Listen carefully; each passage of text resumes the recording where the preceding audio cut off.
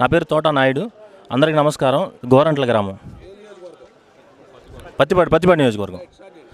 So Pattipadu నియోజకవర్గం జనసేన కూటమి, TDP and BJP కూటమి బొర్ల రామాంజనేయులు గారికి అందరూ ఓటు వేయాల్సిందిగా ప్రార్థన.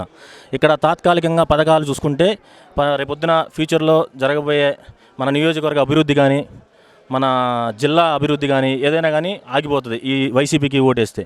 సో అందరూ టీడీపీ, జనసేన, బీజేపీ కూటమికి ఓటు వేయాల్సిందిగా ప్రార్థన.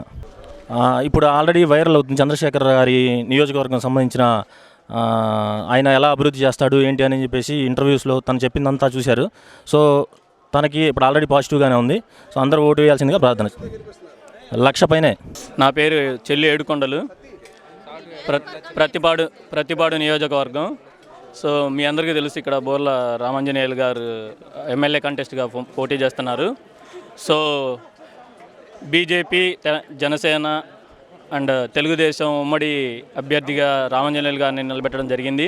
సో అందరూ తమ తమ వర్గ భేదాలు వదిలి పక్కన పెట్టి ఆయన్ని అఖండ మెజారిటీతో గెలిపించాలని జనసేన కార్యకర్తగా నేను కోరుకుంటున్నాను. నా తరపున మా జనసేన కార్యకర్తలు అందరూ కూడా అదే కోరుకుంటున్నారు. మా నియోజకవర్గంలో చాలా సమస్యలు ఉన్నాయి. మెయిన్గా వచ్చేసి డ్రైనేజీ, కాలువలు, ఇంకా కొన్ని చోట్ల still they have to improve. So అవి ఇంప్రూవ్ అవ్వాలి. కరెంటు కోతలు కొన్ని ఉన్నాయి, అవి పోవాలి. మెయిన్గా రోడ్లు. సో పెమ్మసాని చంద్రశేఖర్ గారు మీ అందరికీ తెలుసు, ఆయన ఒక ఉన్నతమైన వ్యక్తి. సో గొప్ప పారిశ్రామికవేత్త. సో ఆయన్ని ఒక ఎడ్యుకేటెడ్ గైని మనం కనుక ఒక ఎంపీగా గెలిపించుకుంటే అతని పరిధిలో ఉన్న అన్ని నియోజకవర్గాలు కూడా అభివృద్ధి చేయగలడన్న గొప్ప నమ్మకం అయితే అందరికీ ఉన్నది. సో అలాంటి బాగా కష్టపడే వ్యక్తులను మనం గెలిపించుకోవాలి. సో జనసేన తరపున మేము ఆయన గెలుపుకి కృషి చేస్తామని సభాముఖంగా కోరుకుంటున్నాం. నా పేరు అటన్శెట్టి దినేష్ మణికంట. మా ఊరు గోరంట్ల గ్రామం, అది పత్తిపాడు నియోజకవర్గం.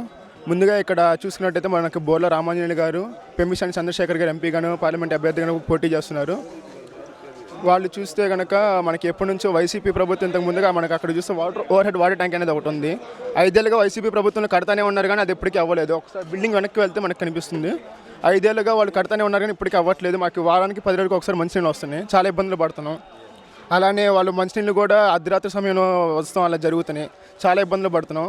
సో మాకు టీడీపీ అలయన్స్, అది ఎన్డీఏ అలయన్స్ వస్తే బాగుంటుంది అనుకున్నాం. టీడీపీ బోర్ల రామాంజనేయులు గారు కానీ, ఎంపీ చంద్రశేఖర్ గారు కానీ చాలా మంచి వాళ్ళు, వాళ్ళ గురించి బాగా తెలుసుకున్నాను.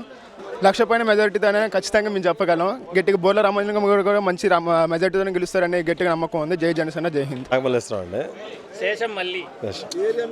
గోరంట్ల అండి, మా పత్తిపాడు నియోజకవర్గం.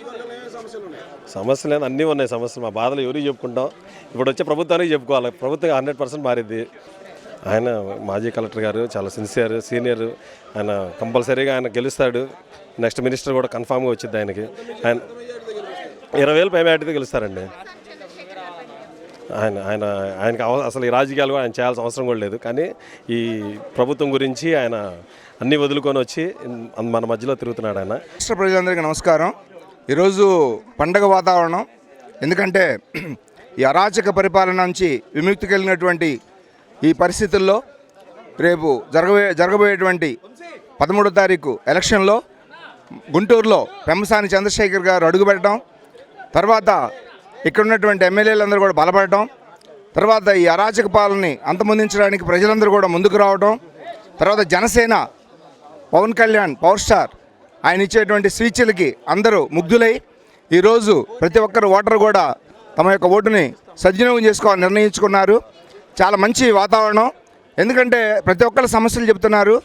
వాస్తవానికి చెప్తే ఆయన ఏదో కొన్ని సంక్షేమ పథకాలు ఇచ్చారు, కానీ ఈ యొక్క రాష్ట్రంలో ఎక్కడ అభివృద్ధి జరగలేదు. ఎక్కడ ఏ డ్రైనేజీలు కానీ ఏ అభివృద్ధి కూడా ఎక్కడికి జరగలేదు. ఎక్కడున్న గొంగళ్ళ అక్కడే ఉన్నట్టుగా ఉంది.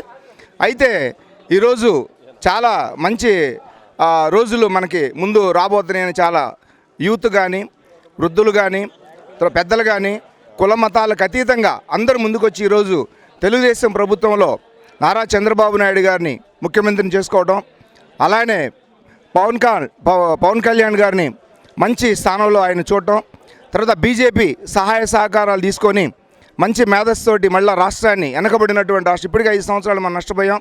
రాజధాని లేనటువంటి రాష్ట్రంగా మనం ఉన్నాం. తర్వాత అభివృద్ధి లేనటువంటి రాష్ట్రంగా మనం ఉన్నాం. అన్నీ కోల్పోయాం, ఒక రకంగా చెప్పాలంటే అన్నీ కోల్పోయాం. రామాంజనేయులు గారు, ప్రతిపాడు నియోజకవర్గం రామాంజనేయులు గారు, ఆయన అత్యధికమైన మెజార్టీతో ఇంచుమించు 30,000 పైనే ఆయన మెజార్టీ వస్తుందని మేము భావిస్తున్నాం. ఎందుకంటే ఆయనకు వచ్చే స్పందన వారు వన్ సైడ్ అయింది, నామినేషన్ రోజే వారు వన్ సైడ్ అయింది కనుక ఇంక ఎంపీ గారు చెప్పే పని లేదు కదా, ఆయనకి 2 లక్షలైనా రావచ్చు. ఎందుకంటే ఆల్రెడీ ఎంపీ గారు టార్గెట్ ఆయన రీచ్ అయిపోయారు. 1,00,000 దాటిపోయి ఎప్పుడో 4 రోజుల క్రితం 1,00,000 దాటిపోయారు. ఇప్పుడు 2 లక్షలు కూడా దాటి ఉంటారని మేము భావిస్తున్నాం. అందరూ కూడా స్వచ్ఛందంగా బయటకు వచ్చి మేము ఈసారి ప్రభుత్వాన్ని మార్చాలనుకుంటున్నాం అనేటువంటి భావన స్త్రీలు అందరూ కూడా వ్యక్తం చేసినప్పుడు చాలా సంతోషపడుతున్నాం. మా హృదయాలన్నీ కూడా చాలా సంతోషం. పండగ ఈరోజు అంతా ఓపెన్ అయిపోయారు. ఆ రోజుల్లో మైకి పట్టుకోవాలన్నా, సమాజం దగ్గర రావాలన్నా, ఎక్కడ మాట్లాడుకోవాలన్నా యుద్ధ వాతావరణం, పోలీసులు, కేసులు ఇలాంటివన్నీ కూడా విముక్తి కలిగేటువంటి రోజు రాబోతుంది, పండగ దినాలు రాబోతున్నాయని భావిస్తూ అందరూ జయానికి ఈ యొక్క తెలుగుదేశం తర్వాత పవన్ కళ్యాణ్ వారు తర్వాత బీజేపీ కూటమి జయానికి అందరూ కూడా నడుం కట్టుకున్నారని భావిస్తూ అందరికీ నమస్తే చెబుతాను. Thank you.